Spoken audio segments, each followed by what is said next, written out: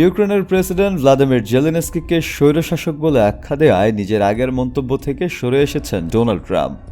কিছুদিন আগেই ইউক্রেনের প্রেসিডেন্ট জেলেনস্কিকে স্বৈরশাসক বলেন তিনি। এ নিয়ে শুরু হয় আলোচনা সমালোচনা। মাত্র এক সপ্তাহ আগে তিনি এ মন্তব্য করলেও বৃহস্পতিবার এক সাংবাদিকের প্রশ্নের জবাবে ট্রাম্প বিস্ময় প্রকাশ করে বলেন, আমি কি সেটা বলেছিলাম? আমি বিশ্বাসই করতে পারছি না যে আমি তাকে স্বৈরশাসক বলেছি।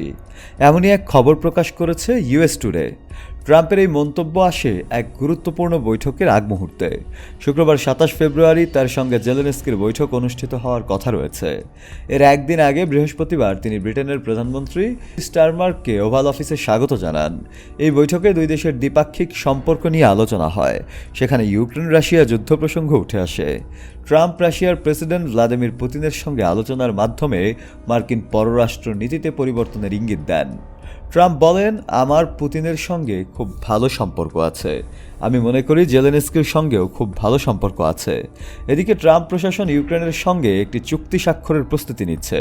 শর্ত অনুযায়ী উভয় দেশ মিলে একটি পুনর্গঠন বিনিয়োগ তহবিল গঠন করবে, যা ইউক্রেনের খনিজ সম্পদ, হাইড্রোকার্বন এবং অন্যান্য আরোহণযোগ্য সম্পদ থেকে আয় সংগ্রহ করে পুনর্বিনিয়োগ করবে।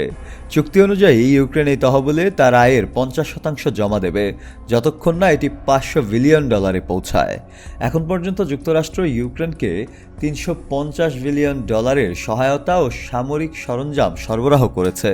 গত সপ্তাহে ট্রাম্প সামাজিক যোগাযোগ মাধ্যমে একটি পোস্টে জেলেনস্কিকে নির্বাচনহীন স্বৈরশাসক বলে অভিহিত করেছিলেন।